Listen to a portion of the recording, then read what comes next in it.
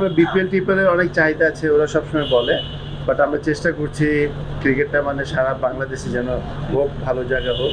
গতবার ওদের ম্যাচ ফি ছিল 25,000, সেটা আমরা 40,000 করেছি। আদার্স ফ্যাসিলিটিসও আমরা বারবার চেষ্টা করছি। তামিম চিটাগংয়ের সাথেও কথা বলেছে, তামিমও খেলবে। মুশফিক মোস্ট প্রবলি সে সিলেক্টরদেরকে রিকোয়েস্ট করেছে। আশা করছি তিনজন খেলবে তামিমের, কারণ ভেন্যু পাওয়াটা আসলে ডিফিকাল্ট ছিল, কারণ একই জায়গায় দুইটা মাঠ দরকার। তো অনেক চিন্তা ভাবনা করে আমরা এখন সেটা চিন্তা করছি বগুড়ায়, রাজশাহী এবং সিলেট, এই তিনটা জায়গায় আমরা করব। এটা এখন আমরা সিদ্ধান্ত নিয়েছি।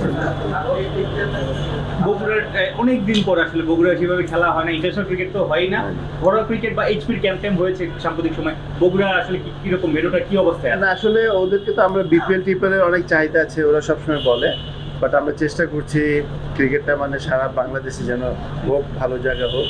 এবং বগুড়ায় কিন্তু আগে অনেকগুলো ম্যাচ হয়েছে, সেটা আমাদের মাথায় আছে। তারপর রাজশাহীতে মনে করেন যে আপনার প্রচুর ক্রিকেট আছে, ফ্যান আছে ক্রিকেট, অনেকেই আসে, ভালো ভালো প্লেয়াররাও আসছে ওখান থেকে। সো সেটা আছে। এবং সিলেটে যেটা আমাদের ডে নাইটের একটা মাথায় আছে, যে সেমিফাইনাল ফাইনাল হয়তো আমরা ডে নাইট করবো, সেটার জন্য আমরা সিলেটে প্ল্যান করেছি। আকরাম ভাই, মানে 1 মাসের মতো হয়তো সময় আছে যদি কথা ধরি, এর মধ্যে বগুড়ায় যে অবকাঠামো, আউটফিল্ড, মাঠ, উইকেট, আদার্স ফ্যাসিলিটিস, মানে এখন যেসব প্লেয়ারদের, এই ব্যাপারগুলো কতটুকু আসলে এনশিওর করা হচ্ছে বা এগুলো যথাযথ হবে কিনা এটা নিশ্চিত করতে পেরেছে? এই জন্য আমরা প্রথমে এম এ আজিজের কথা চিন্তা করেছিলাম, যেহেতু সেখানে কিন্তু আরেকটা আপনার লাইটিংয়ের ছিল, মাঠ ছিল, যেটা হলো যে আপনার এম এ আজিজে ওরকম উইকেট আমরা হয়তো পাবো না, সেজন্য ওটা আমরা বাতিল করেছি।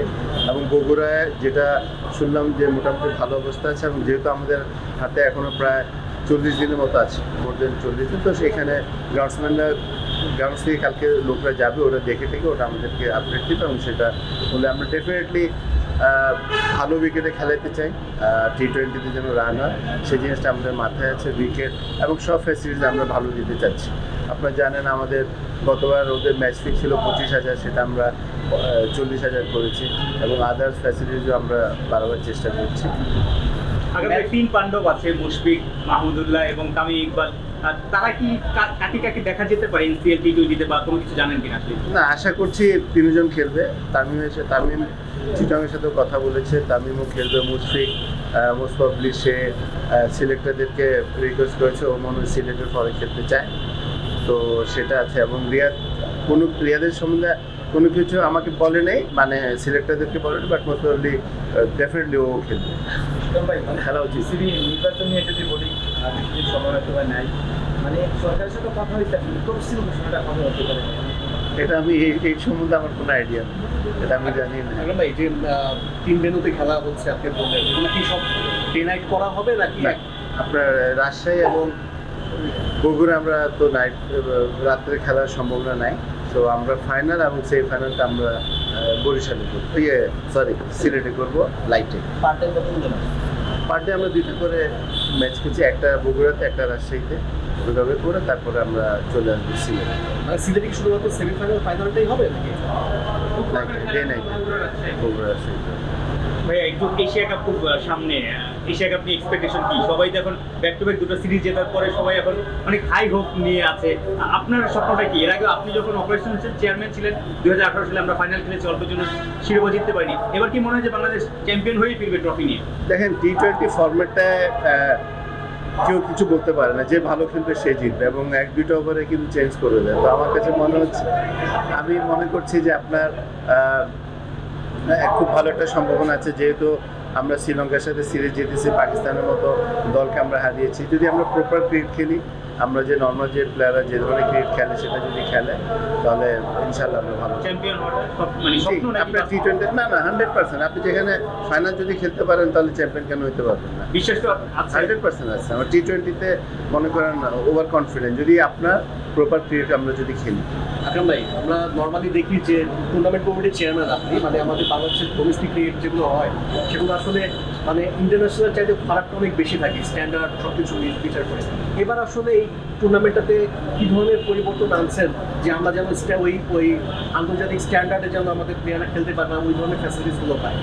দেখেন আজকে কিন্তু আমাদের মেইনলি যেটা হয়েছে, আমি সিলেক্টর এবং প্রত্যেকটা ডিভিশনের ম্যানেজারদেরকে ডেকেছি, কারণ এর আগে আপনারা দেখেন মিডিয়াতে আসছে আপনার বরিশাল নিয়ে কিছু নেগেটিভ কথা আসছে, তো জাস্ট আমরা একটা আলাপ আলোচনা করেছি যেন এই ধরনের কোনো কিছু না আসে। যেটা আপনি যে কোয়েশ্চেন করেছেন সেটাই আমরা আলাপ আলোচনা করেছি যে একটা ভালো যেন স্ট্যান্ডার্ড থাকে, এবং সেটা অনেক কিছু এই মিটিংয়ের মাধ্যমে আমরা বের হয়েছে যে নর্মালি মনে করেন যে আপনার অনেকে অনেক ধরনের হেলমেট পরে খেলে, যে আপনার সেটা আমরা চেঞ্জ আনছি যে আপনার প্রত্যেক দলকে আমরা হেলমেট দিচ্ছি এবার, এবং মানে পুরাটা যেন ডিসিপ্লিন, এবং আপনার ক্রিকেটটা এগিয়ে নিতে আসতে হলে কিন্তু সবাইকে সাপোর্ট করতে হবে। আমি সেইগুলি নিয়ে আমাদের মধ্যে আলাপ আলোচনা হয়েছে। স্পন্সরদেরও দায়িত্ব আছে, ওরা যেভাবে আমাদেরকে স্পন্সর করে ওদেরও কমিটমেন্ট আমাদের দেওয়া উচিত, ওদের জন্য আমাদেরকে প্লেয়ারদেরকে কী কী করা উচিত সে ব্যাপার নিয়ে আমাদের আলোচনা হয়েছে। তারপর হলো যে আপনার ডিসিপ্লিন নিয়ে মিডিয়াতে কথা বলার ব্যাপারে, যে কে কথা বলবে প্রপার ওয়েতে যেন সব কিছু চলে, যেটা ইন্টারন্যাশনাল স্ট্যান্ডার্ডে যেটা সেটা করার আমরা চেষ্টা করছি। হয়তো মানে এই বছরেই পাবো না, বাট আস্তে আস্তে আমরা ডেভেলপ করার চেষ্টা করছি।